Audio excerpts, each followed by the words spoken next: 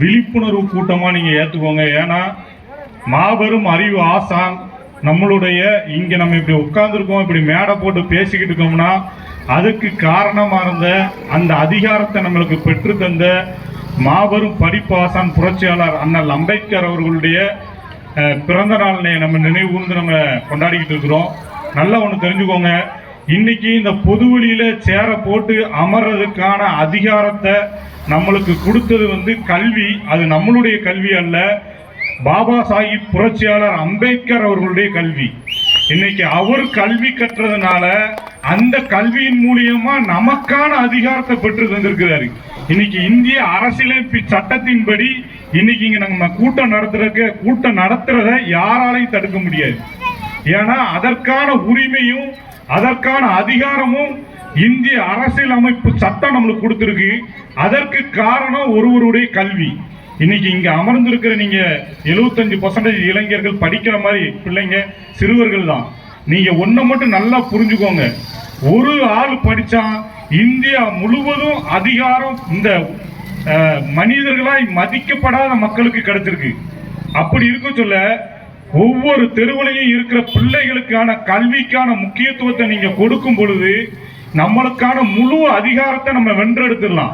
இன்னைக்கு இந்தியால பட்டியலின மக்கள் எப்படி இருக்கோம்னா அந்நியர்களாகவும் நாடற்றவர்களாகவும் நம்ம பார்த்தாலே அசிங்கமனும் இந்த அரசியல் கட்டமைப்பு எப்படினாலும் நம்மளை கட்டமைக்கும். நம்மளை ஊருக்குள்ள கஞ்சா வைப்போம், ஆனா நம்ம ஏரியாவை தான் அடையாளப்படுத்துவான். இந்த ஏரியானா கஞ்சா வியாபாரம் பார்ப்பானுவ, கஞ்சா விற்பானு அப்படிம்பா. அம்பேத்கர்ங்கிற பேரை கேட்ட லெனின் ஸ்டாலின்ங்கிற பேரெல்லாம் வைப்பான், புரட்சியாளர்கள் பேரை, உலக புரட்சியாளர்கள்.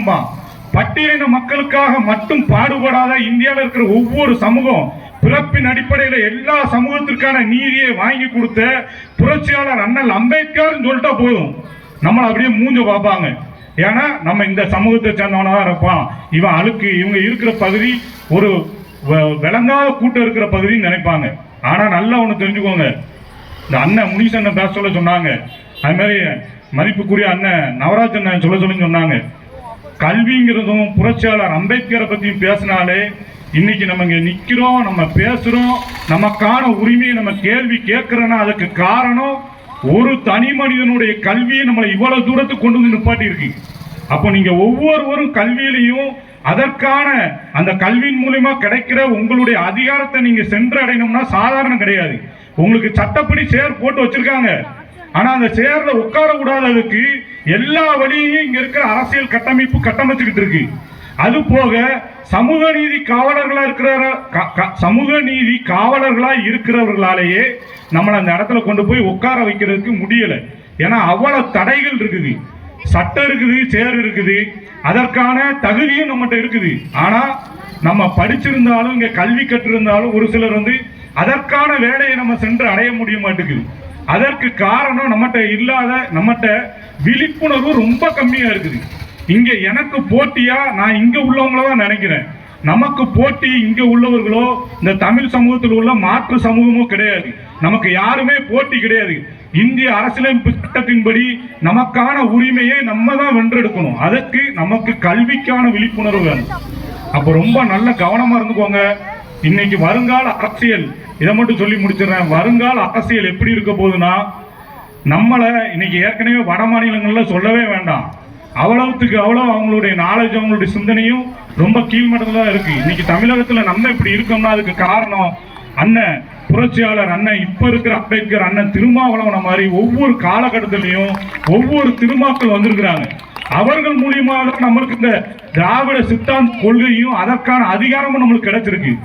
அப்படி இருக்க சொல்ல இப்பவுமே நம்ம பயன்படுத்தி நம்ம அதிகாரத்தை அடையலைன்னா இன்னும் ஒரு 10-20 வருஷத்துல நம்மளை இன்னும் மோசமான நிலை கொண்டு போயிடுவாங்க. நல்லா தெரிஞ்சுக்கோங்க, அம்பேத்கர் பேர சொன்னாலும் சரி, பட்டியலின மக்கள் வாழ்ற பகுதினாலே அசிங்கம் கேவலம் தான் இங்க பார்க்கப்படுது. அதை மாத்துறது இந்த சிறுவர்களால தான் முடியும். இவ்வளவு நாள் நம்ம இருந்துட்டோம் உணர்வு இல்லாம, சரி ரைட்டு நம்ம எப்படியோ தட்டி தடிமாறி இந்த ஊருக்குள்ள வாழ்ந்துட்டு இருக்கோம். ஆனா நம்மளுடைய அடுத்த ஜெனரேஷன், நம்ம எதிர்காலமும் இதே மாதிரி இருந்துடக்கூடாது.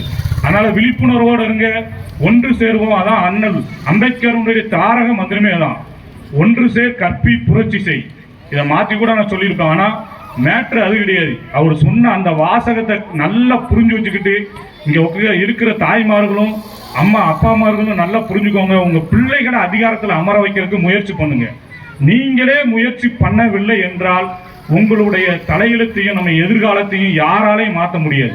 அதனால நீங்க முயற்சி பண்ணி உங்க பிள்ளைகளுக்கு கண்டிப்பான முறையில கல்வியினுடைய முக்கியத்துவத்தையும் இதே போல படித்த நம்ம சமூகத்திற்காக உழைக்கிற ஆட்கள் இருக்கிறாங்க, அவங்கள மாதிரி ஆட்களை அணுகி என்ன படிக்கணும் என்ன செஞ்சுங்க டிக்ஷனரி பார்த்தேன். இப்படிப்பட்ட கல்விக்கான உதவி செய்யறவங்களை பார்த்து பணம் வேண்டாம் பொருள் வேண்டாம், ஏன்னா அதெல்லாம் நம்மளுக்கு செலவாயிரும். கல்விங்கிறது உங்களை அதிகாரத்தில் அமர வைக்கும், உங்க குடும்பத்தினுடைய தலையெழுத்தை மாற்றும், மரியாதை கிடைக்கும். அதிகாரத்தில் அமர சொல்ல இவன் அம்பேத்கர் நகர்ல இருந்து வந்து சப் கலெக்டரா இருக்கான் அப்படின்னா மரியாதை, ஒரு இன்ஸ்பெக்டரா இருக்கான்னா ஒரு மரியாதை, ஒரு தாசில்தாரா இருக்காருன்னா ஒரு மரியாதை. அதற்கு காரணம் கல்வி வேணும். பெற்றோர்கள் நல்லா புரிஞ்சுக்கோங்க. இந்த சிறிய உரையை முடிச்சுக்கிறேன். 10 வரைக்கு வந்து உட்கார்ந்து இருக்கிற நம்ம அண்ணன்கள் அவ்வளவு பேருக்கும் என்னுடைய மனமார்ந்த நன்றிகளை தெரிவித்துக் கொள்கிறேன். முக்கியமா சார்லசனுக்கு என்னுடைய நன்றியை தெரிவித்துக்கிறேன்.